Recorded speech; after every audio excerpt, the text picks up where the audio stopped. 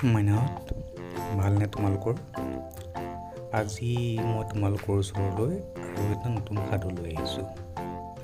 সাধুটোৰ নাম হৈছে সোণৰ কণী। তো আহা, আজি আমি সাধুটো শুনো।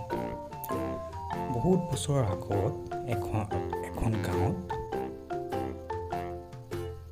বহুত সৰু ঘৰ এটাত এজন দুখীয়া খেতিয়ক আছিল। সেই খেতিয়কজনকো তেওঁৰ ঘৈণীয়েকৰ লগত সেই ঘৰটোত বসবাস কৰিছিল।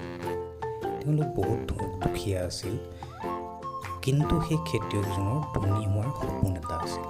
তেওঁ ভাবিছিল যে যেনেকৈয়ে নহওক এদিন নহয় এদিন মই নিশ্চয় ধনী হ'ম। বুজি পাইছা?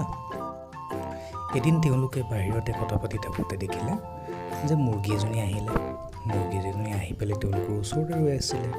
তো খেতিয়কজনে আৰু মুৰ্গীজনীক ৰাখি থ'লে। ৰাখি থোৱাৰ পাছত মুৰ্গীজনীক সদায় দানা পানী দি তেওঁলোক দুজনৰ লগতে মুৰ্গীজনীকো পালন পোষণ কৰিব লাগে। এনেকৈ তেওঁলোকৰ দিনবোৰ গৈ আছে। তাৰ পাছত এদিন খেতিয়কে দেখিলে যে মুৰ্গীজনীয়ে কণী পাৰিছে আৰু কণীটো সোণৰ কণী। তেওঁ ভাবিলে যে বৰ ভাল কথা হ'ল, এতিয়াতো মোৰ ধনী হোৱাৰ সপোন পূৰণ হ'ব। তাৰ পাছত সদায় খেতিয়কজন মুৰ্গীজনীয়ে কণী পাৰলৈ ৰখি থাকে।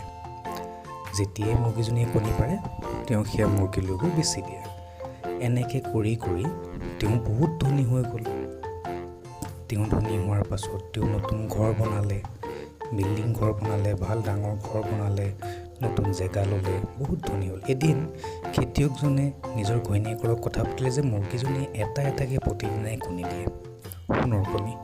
তো আমি যদি মুৰ্গীজনীৰ পেটটো ফালি দিওঁ, কিজানি তাৰ পেটত থকা গোটেইখিনি কণী আমি উলিয়াই ল'ব পাৰিম।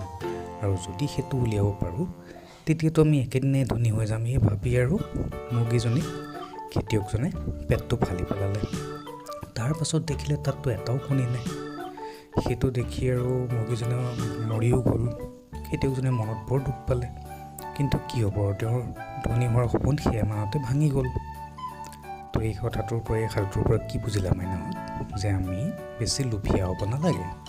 আমি যদি লোভীয়া হওঁ সেইটো আমাৰে প্ৰব্লেম হয়, আমাৰে ভৱিষ্যতে গৈ পেলাই অসুবিধা হয়। তো মাইনাহঁত, যদি তোমালোকৰ মোৰ সাধুটো ভাল লাগিছে, মোৰ চেনেলটো লাইক, শ্বেয়াৰ আৰু ছাবস্ক্ৰাইব কৰিবা, যাতে আৰু সাধু মই তোমালোকক শুনাব পাৰোঁ।